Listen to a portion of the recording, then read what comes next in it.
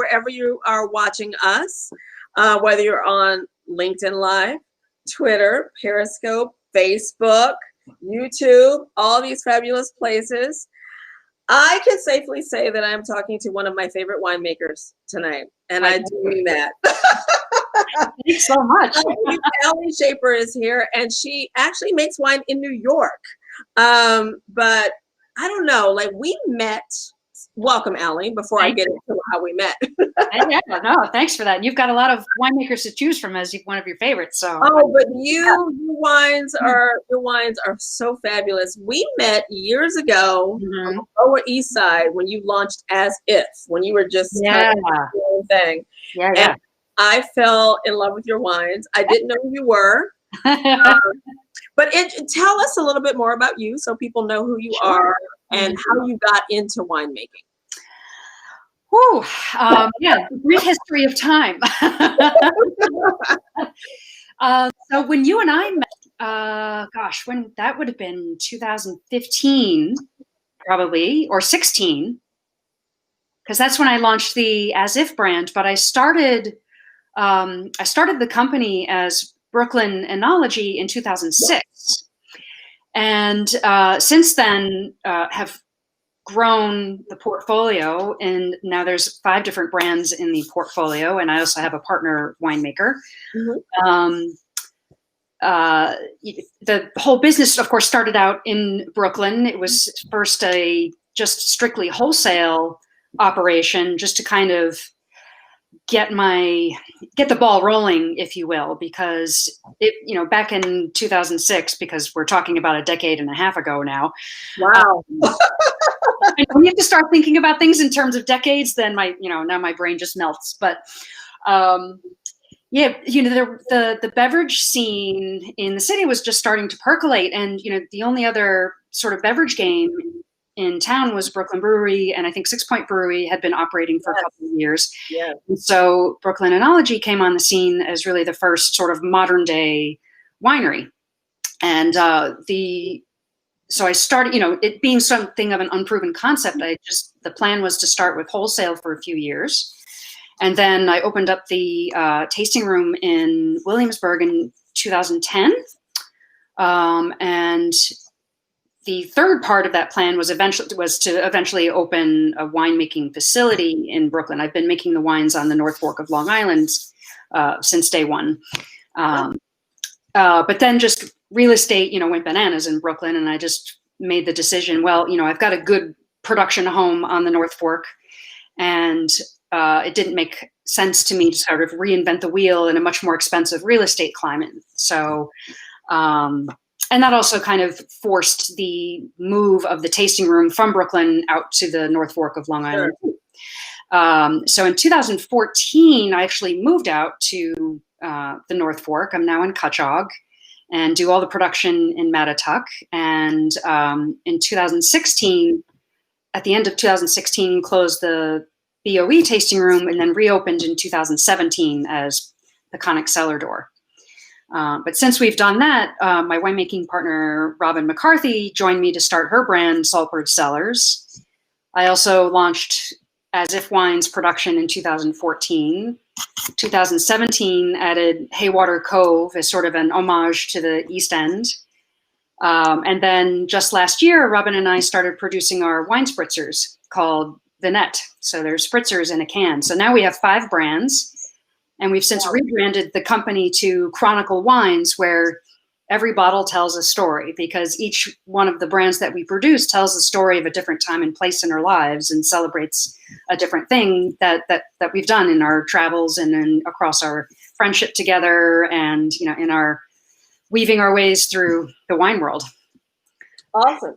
Yeah. So you all have these great little samplers, which is what I'm sipping. Cool. I actually have 2 open. I have a saltwater.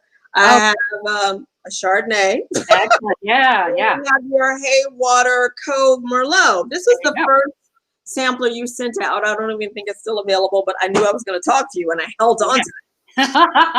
I'm loving this Merlot, of course. Thank but I want to go back a little bit. Yeah. How did you get in?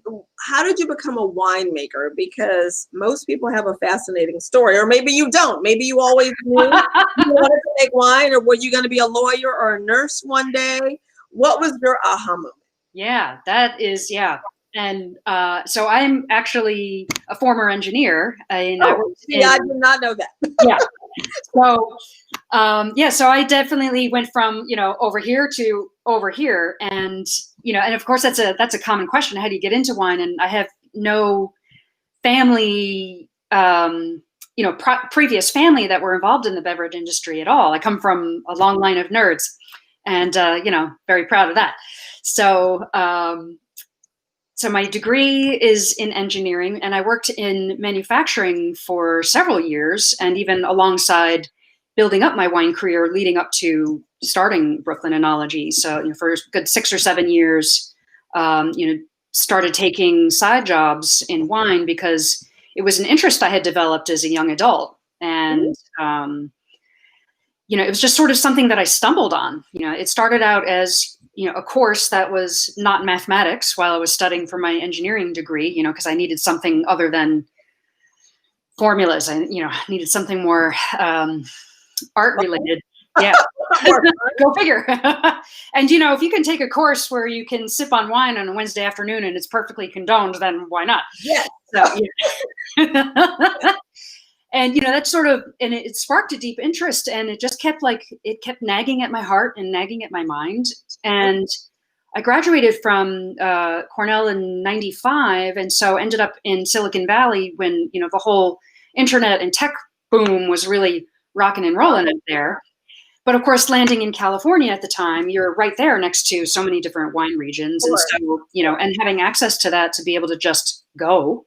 And, it just sort of kept up as just a hobby and something I really enjoyed. And then when I returned to New York a few years later, I ended up, I kind of returned to California sort of burnt out, and I literally dropped everything and returned to New York, like no idea what's next, and, started looking around for something part-time until I really kind of got back on my feet again in New York. And literally opening up the back of the newspaper and looking at the classifieds in the back, because that's we that's what we did back in the day. Yeah, back in the day.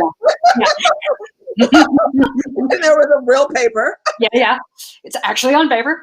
And I found this little classified, and it's this little 1-inch square thing, and I tore it out of the paper. I still have it. I still have my little newspaper square as a little memento, and it says, "Do you love wine?" And I kind of went, "Yeah," and it was an ad for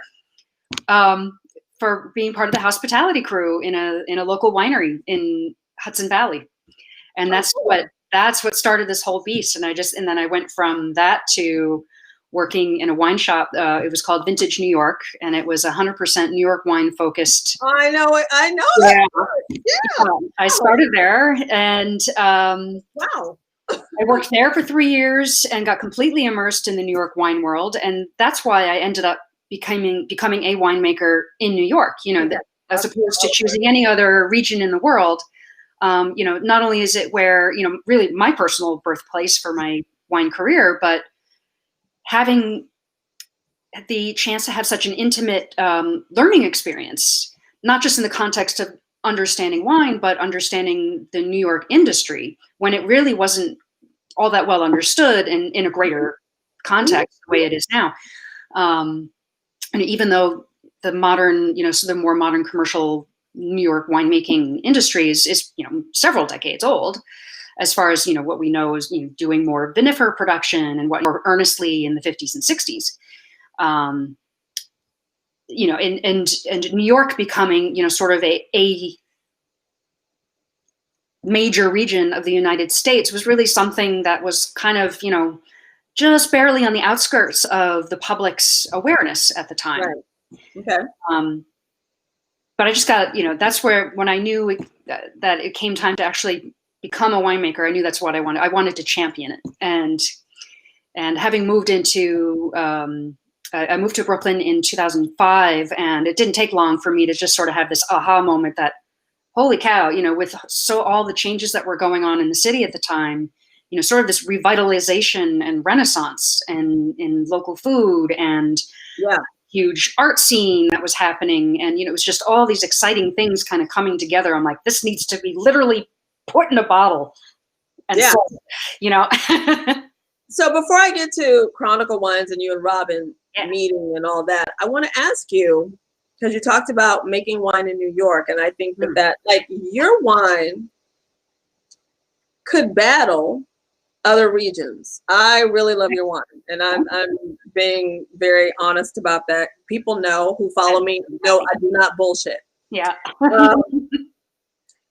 What is it about New York that is so unique in terms of making wine versus you going to Italy or France or somewhere else to make your wine? Yeah. Well, it's, of course, the concept of terroir is incredibly important no matter what region we're talking about. And, not just New York State, but say, because each of the appellations in New York State have their very special qualities and their own soil types and, what I call the topography of the land, whether you're talking about the steep hills on either side of the Finger Lakes, or whether you're talking about the sort of more rolling landscape that makes up the region on Long Island. And it's that special combination of soils, weather patterns, your average temperatures, proximity to major waterways, and that shape of the land, the sun exposure, it's all of those magic things. And so, I think as New York, as a way to give people context and how to understand it as a region, we often compared it to France, let's say, and in particular, Long Island, we'd say, okay, here's Long Island, here's Bordeaux, they're right across the Atlantic from each other. Right. And there are similarities, but they are distinctly different as well. Yeah. And one of the best things that I think that comes out of New York as a winemaking region is just the sheer diversity of styles and varieties that we can produce. So, it runs the gamut from, you can produce gorgeous ice wines up in the Finger Lakes and towards Canada and some of the upper regions of New York State. And, we can kind of fake ice wines on Long Island, but what it really means is that you have to have a good relationship with a commercial seafood company and put your grapes in their freezer, and then press it out, right? So it's not like a true grape on the vine ice wine, but gorgeous sparkling wines, really made that you could easily mistake them as coming from Champagne, and done in the classic trio of Chardonnay, Pinot Noir, Pinot Meunier. Beautiful white wines, and not just Riesling and Chardonnay, but we're seeing a lot of Albarino now planted on Long Island. Yes. Sauvignon Blanc, and little plots of Marsanne and Roussanne that are going to start coming online. There's Chenin Blanc. We have gorgeous Sauvignon Blanc. Yeah. And as far as red varieties, while downstate, we focus more on, say, the Bordeaux varieties. You can also find things like Teroldego, Barbera, there we go,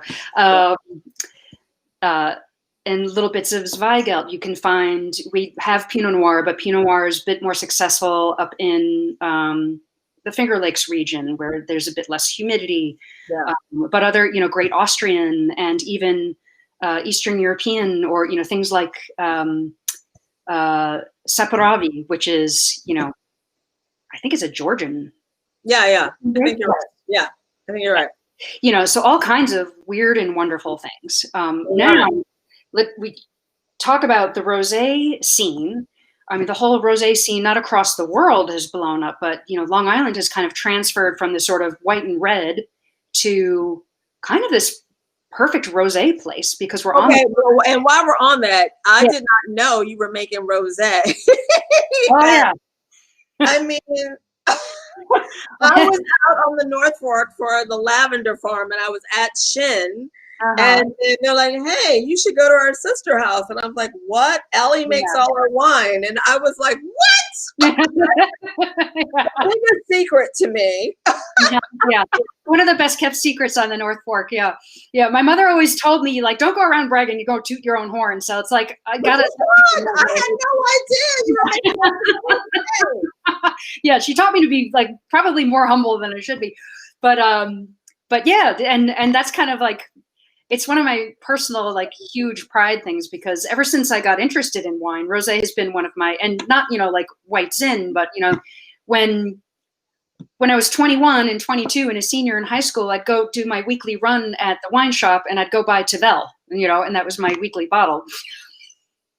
Like, who does that when they're 21? I don't know. Me. So, rosé has always been a huge passion for me. And so to become, as I started making the wine at Croteau in 2015, before the Frankel family took over the winery last year. And I'd been cutting my teeth on rosé in my own production. I do 3 different ones inside of my own company. And, and I'd always kind of like be, hey, if you ever, want somebody to be your kind of committed winemaker, I'll, hey, I'd love to do it for you. So we do 9 different cuvées of rosé there. And in 2016, I specifically took a trip to Provence to get a better understanding, since, that's kind of considered the ground zero of rosé. Right. Yeah. And in traveling to Provence and seeing, granted, and Provence, of course, has its own terroir altogether. It's completely different soils, different kind of landscape, a lot more volcanic rock and things like that, and much steeper hills. But seeing the temperance of the climate there, and just because it is so close to the water, and how the wines, and there's plenty of white and reds made there as well. It's just become famous across the globe, more for rosés. Right. But the whites and reds are also extraordinary in Provence. And all of a sudden things clicked for me, and I was like, oh, wow. Wow. That it made so much sense to do the kinds of volume of rosé that we're doing here. Yeah. And they are such wonderful rosés. I'm assuming you sell out, like, because I went on the website again, they sell out pretty much each season. Yeah.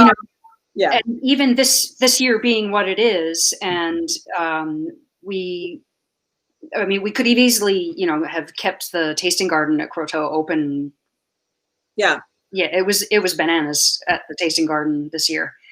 Keep drinking it. I'll make more.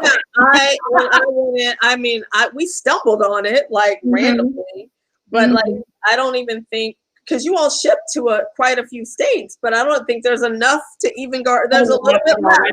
Yeah, because most of it is sold retail through the tasting garden. So, but we'll see. I don't, as not an owner of Croteau myself, I can only say that all I know is that we made a lot more this year. So good. I hope you continue, because I was very impressed. This was my first time even finding out about the winery. Yeah. And finding out that you had anything to do with it. I was like, what? Yeah. And I was just so shocked. I was like, how do I not know this? And so that brings me to, because we are supposed to be speaking about Shakespeare. I said we were going to, and that did not happen. And now we're here. Yeah. Birthday is Shakespeare's birthday, which you're my first guest to share a birthday with Shakespeare, which is amazing. Oh, yes. And Eddie Murphy too. Oh, yeah. Oh, I did not know that. Okay. Yeah, Eddie Murphy. Yeah. Well, this is some interesting. Yeah. Okay. Yeah. So, what's your relationship to Shakespeare? Did you love his work? Hate his work? Did you go see a lot of Shakespeare? Where are you from originally? I don't even know. Oh, yeah. I'm from Long Island. Oh, what? You are? Yeah. I didn't know this. I know. It's funny. It's like Long Island's got this funny gravity well thing about it. So I grew up in the town of Glen Head in Nassau County. My father grew up in Roslyn. My mother's from just outside of Syracuse in upstate New York. And I went to school at Cornell. But, I've bounced around a little bit. But I keep, like a few times in my adult life, I found myself, back on Long Island again and back on Long Island again. Really? Okay. Scott's bringing you back. It's like, he's sucking you back in. Yeah, it's a funny little gravity well. I was just talking about this with my sister. She moved to Colorado, so she's not quite as close.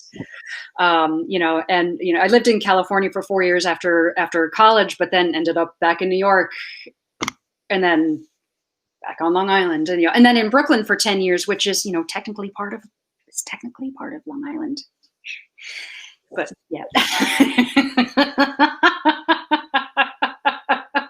I love it. But yeah. So so I grew up out here, and I first got introduced to Shakespeare when I was about 12 in 6th grade, and I had a terrific teacher, and I think the first Shakespeare work that she introduced us to was Macbeth. So Macbeth has like this very resonant presence in me, because I think I was exposed to it, when you're 12, everything is intense, So, and I think we put on, we must have, I don't know, it's so long ago, it's a fuzzy memory, but I kind of recall like our teacher assigning us to different roles and reading out a few scenes and things like that, and I really wanted to be Lady Macbeth, but I got assigned to some other role, but I was obsessed. Yeah. That's the juicy role. Yeah, everybody wants to be Lady Macbeth. She's kind of a badass and a little screwed up. And, we all feel that way when we're 16, so we can relate. You want to kill everything, but I can't do that to people.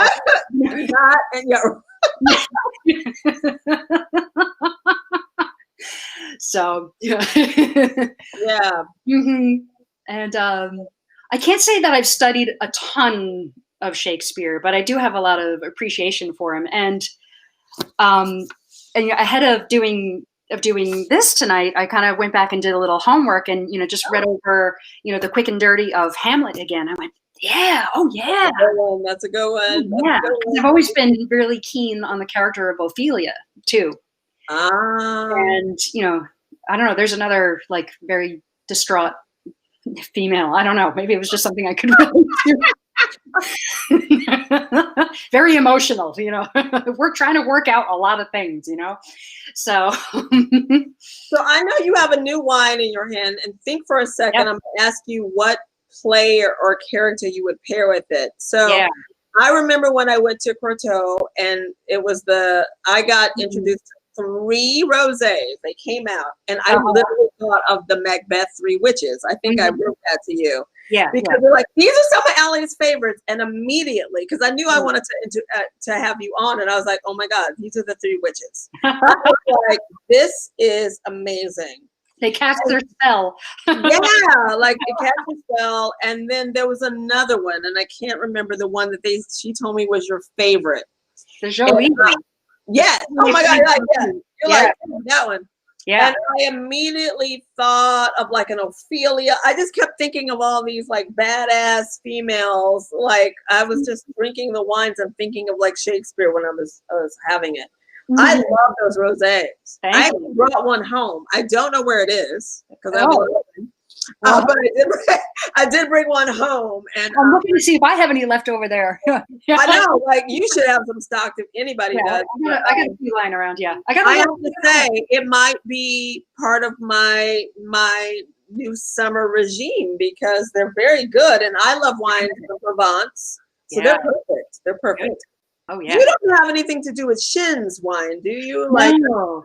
So the winemaker over at Shin is Patrick Caserta, an excellent human being, and we work together a bit, more like trading ideas, and this year we took a little fruit from the Shin Estate block to put in Croteau production. Yeah. So Patrick has command over Shin, and I run the ship over at Croteau. The wine, that is, yeah. So I know you have a new wine in your glass, and what character would you say is very Shakespearean that would go with this character? Tell us a little bit about this wine. Well, in sort of, scoot it over this way. Move it over. There you go. Okay. There you go. Hey, gratitude. Hey. Yeah, I took this one. I brought this one on camera because of Ophelia. And and not just because it's new, because it's because Ophelia's trying to work things out, and there's a lot going on. And this wine, so it's in this. This is a little half bottle of it. Oh, you have half bottles? For the very first time. Time. It's a personal pet nat. It's 375 milliliters. Yeah. It's like a baby Yoda, but in wine form. Awesome. So those are available? Are they going to be available? Yeah. These, I haven't put them in the online store yet, but I'm going to have them up by the end of the week, so you can order them. Great. Awesome. So, but it actually looks like this. It's this gorgeous orange color. Ooh, like an orange wine. Full-size bottles. Yeah, the full-size bottles will be in, in the clear, but. Okay. But so it's a sparkling wine, and it's also it's sparkling. Yeah. Whoa. So it's a Pétillant Naturel, bottled right at the end of ferment, and it's completely unfined and unfiltered. Like you can see in this, you can see all like. Oh my God! I've been wanting to ask you when you're going to make sparkling wine, because I can only imagine you'd make great sparkling wine. Oh my God. This is like the weird and wonderful bit, It's I like to call it from the weird and wonderful department. But you only probably have so much of it, right? Like we got to get on this quickly. Or This is not thousands and thousands of cases, And I literally make every bottle like by hand. I fill these all by hand. I label them by hand. Yes, that's what I love about your sampler kits. They're all like labeled by hand. I don't know. Yeah. But I love your label kits. And shout out to Robin, who I'm having your white as well, your Chardonnay. Yes. She's adorable. I love it. Smart.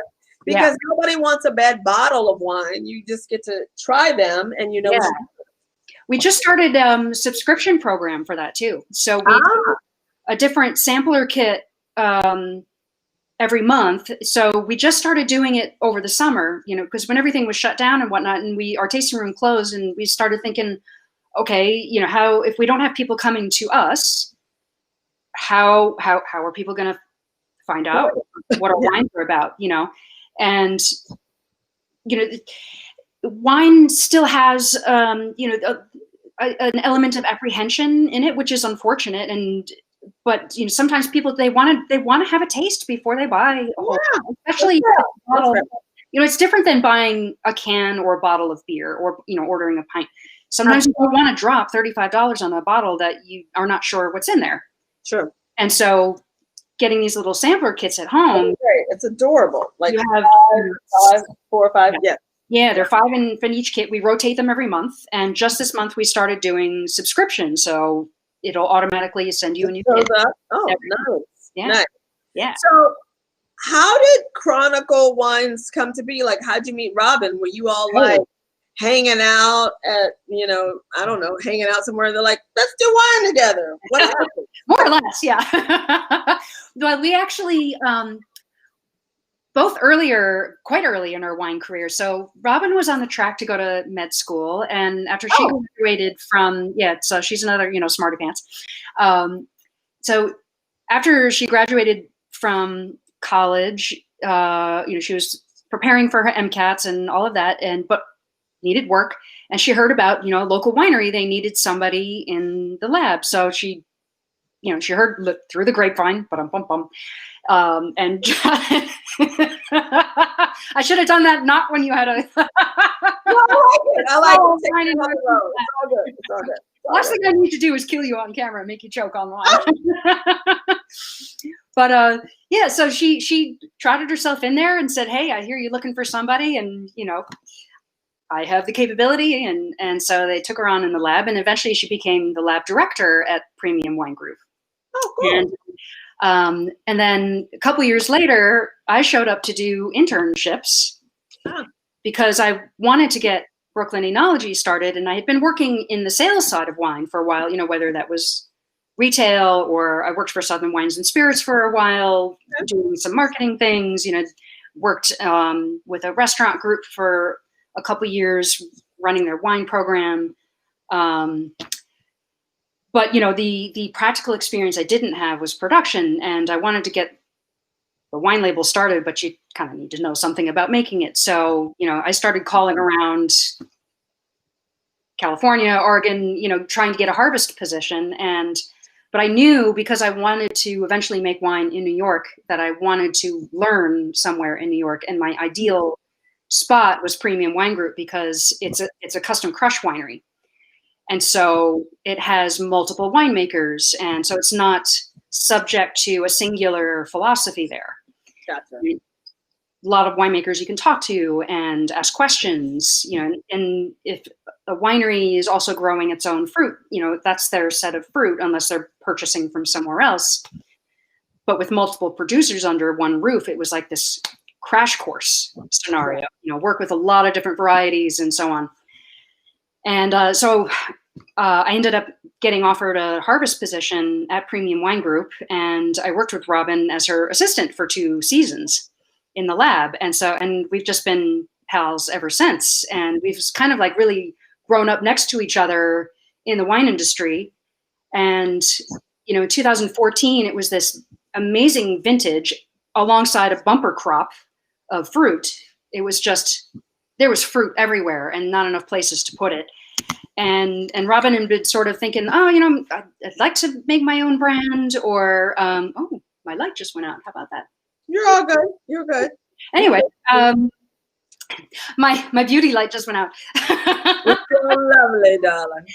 But yeah, so, but it's a lot of rigmarole to go through the licensing and getting all your permits and da-da-da. So I turned around and said, well, produce under my license, dip your toe in the water, see what you think, give it a shot. There's no need to like drive yourself nuts just trying to get something started, So, buy a few tons of fruit and see what happens. And, and it didn't take long for an entire portfolio to be born under her label, Saltbird. And we've been working together ever since. And we work, not only were we really good friends already, but it turns out we work together really well, where, we have jokes. Well, first of all, we call each other work wives, because it's essentially what it is. And where one of us has a stronger talent, the other one, can fill in another place where another has a stronger talent. So we really like cover all the bases together, and, we think very differently and also very similarly in other ways too. And so, when we joined forces in 2014, it's just become, a stronger and stronger working relationship. And so it became like, okay, it looks like we're doing this for the long haul. And so it became apparent that we really needed sort of, more of a, because up until last year, when you came to our rebrand launch, yes, Chronicle Wines, up until that point, we'd been operating under the Brooklyn Enology company name. So, and Brooklyn Enology is still a brand that we have, but it became apparent to us that we have all these different stories to tell. Yeah. And that's where the name Chronicle comes from, so it's sort of like telling of this sort of arc of time, but expressed in the form of all these. So can you tell me, what are the stories you're telling? Like, give me the labels. Yeah. Yeah. So the original Brooklyn Enology was really to tell the story of Brooklyn and what was going on there at the time. And sort of this convergence of, the culinary scene with the agricultural scene and the art scene. Mm-hmm. And also, Brooklyn being a particularly historical place. All of New York City is historical, but in my mind, it's sort of like this core of the engine, if you will, where everybody came from everywhere to find a possibility for themselves. Yeah. And it was long before, where people really practicing their crafts, whether you're talking about, say, making shirts or the butcher down the street, or, things were done in this very purposeful, but also, I think it is kind of like the age before big business, if you discount steel and oil, right? The steel and oil barons, if you will. And kind of what I saw, then you had, Robert Moses slice up New York City with his highway system, and that killed off a lot of kind of the heartbeat of what made Brooklyn and Queens, Brooklyn and Queens. Yeah.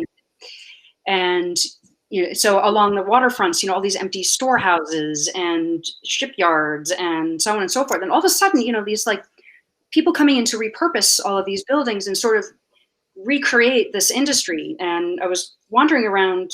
I lived in, when I first moved to Brooklyn, I moved into Carroll Gardens, fairly close to Red Hook. And I just, took a stroll down to Red Hook one day, and the glass factory was down there. And I think I ran into a place that was designing parachutes. How very Brooklyn in New York.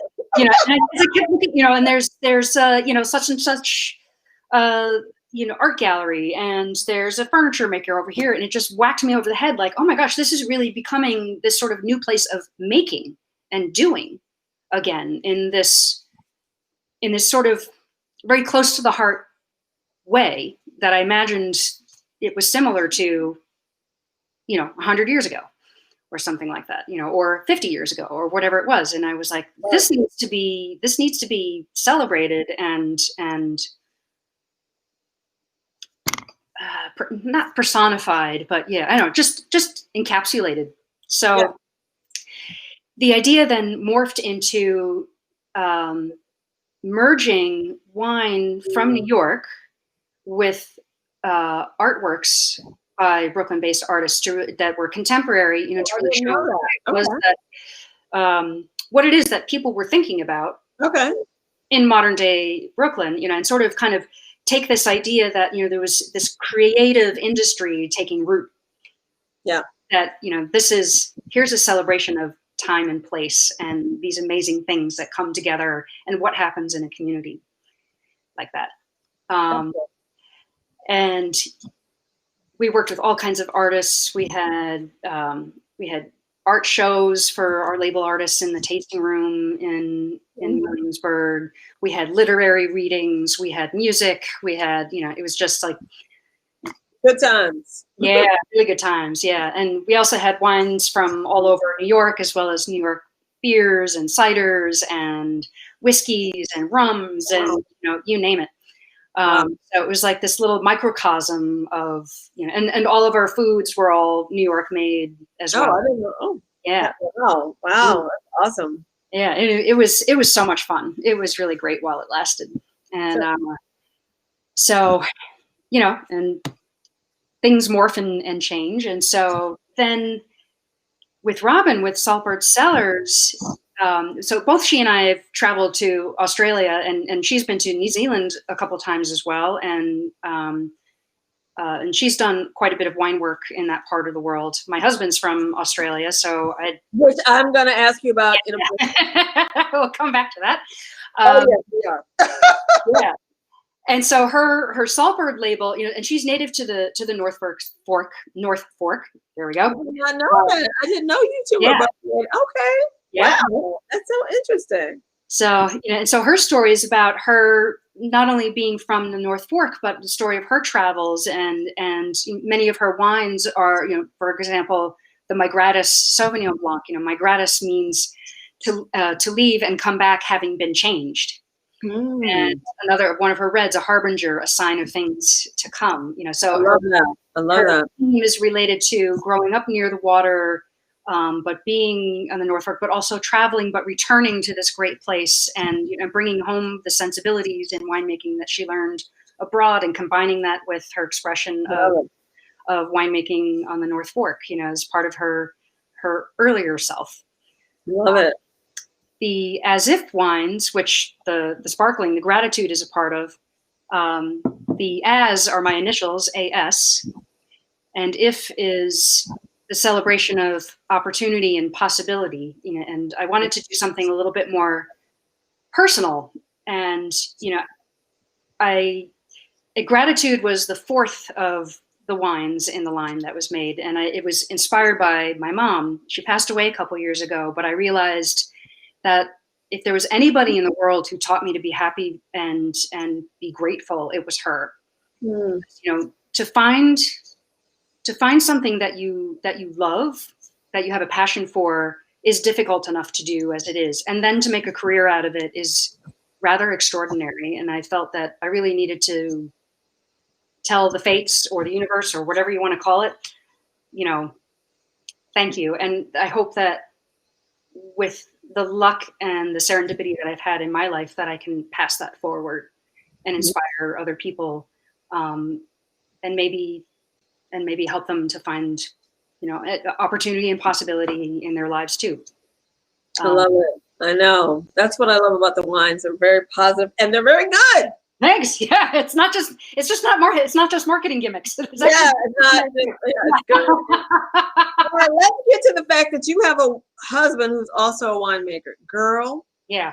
Hashtag goals for a lot of us. I did kind of hit the jackpot. It took me a long time to find him, but I found him. I was going to say, now, how did you find him? Were you looking at grapes and you looked up and there he was glancing at you across the, I don't know, Cabernet Franc? Or like, what? How does one meet? In the holidays, we're all watching these stupid holiday movies going, how do I meet my man? Yeah. How did you do it? All right, ladies, here's the secret.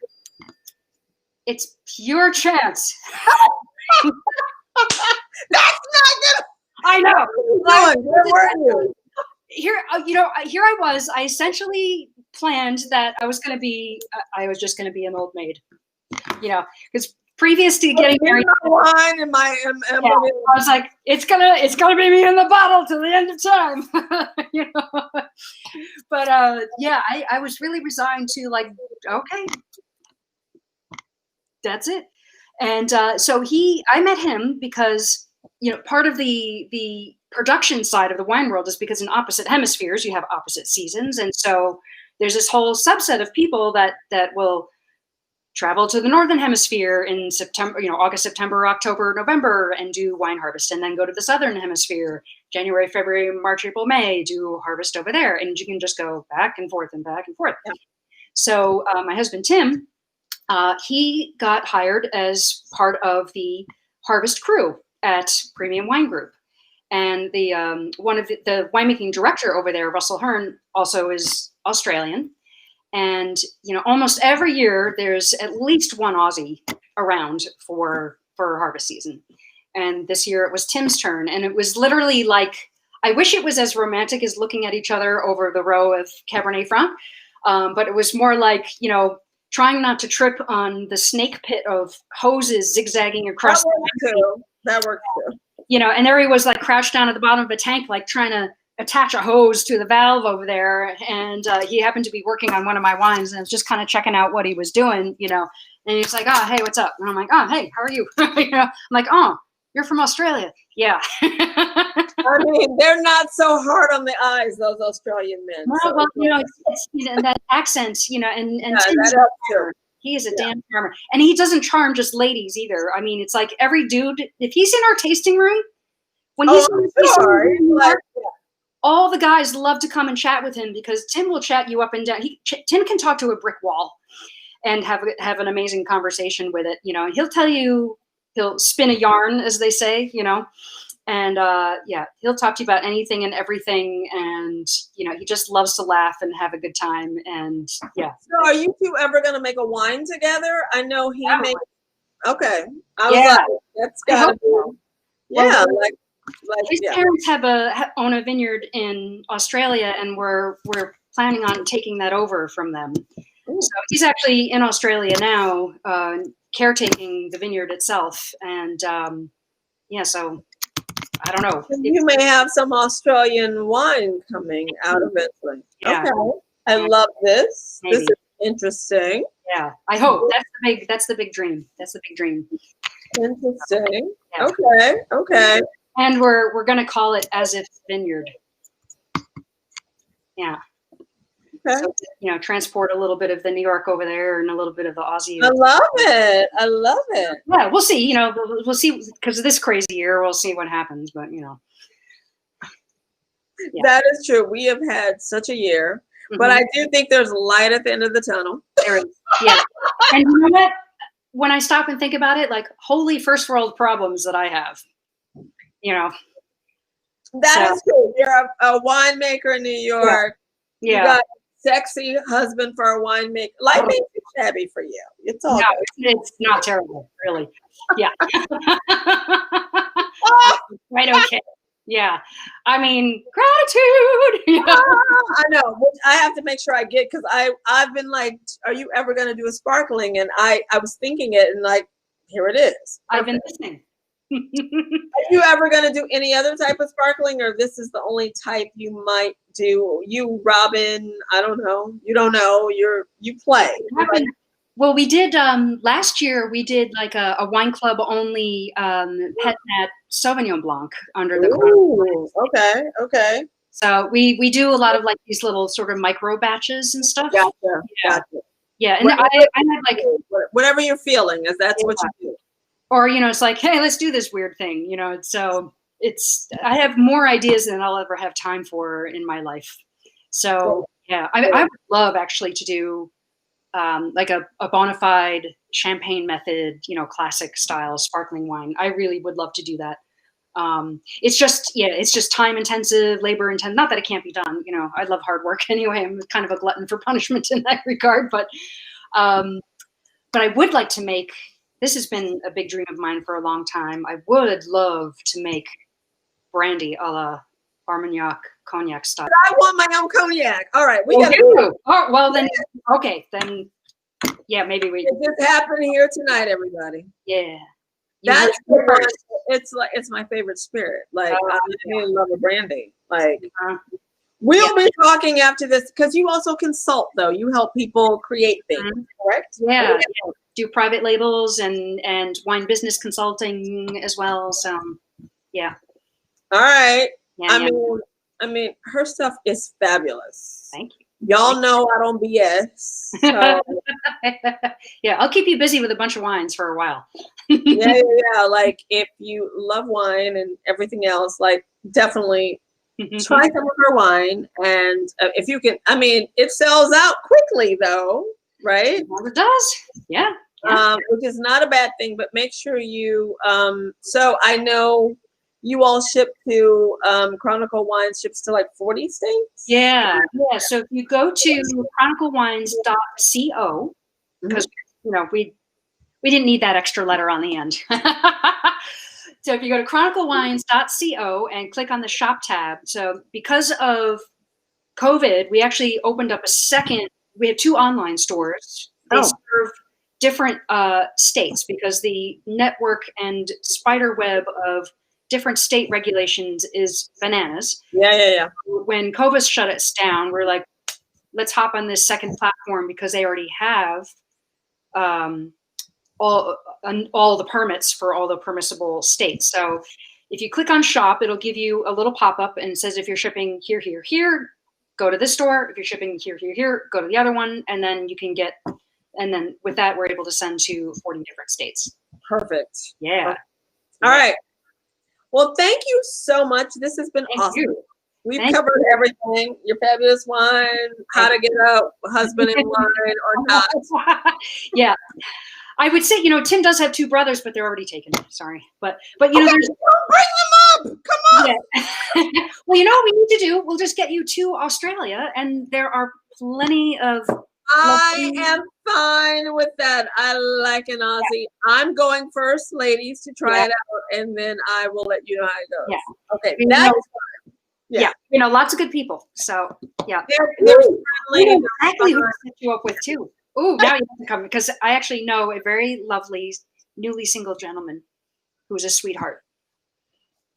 And it just happened here again. Between the brandy and the new single gentleman, I don't know. You have to come to Australia. That's all. Yeah. I'm okay with that. I would love to go. Yeah. Thank you so much for tuning in. Thank you. Don't forget to check out Allie and her fabulous wines. You will be able to find all the information on any of the platforms. And if you've tried our wines, do make a comment. Thank you so much. And cheers. Happy holidays. Yes.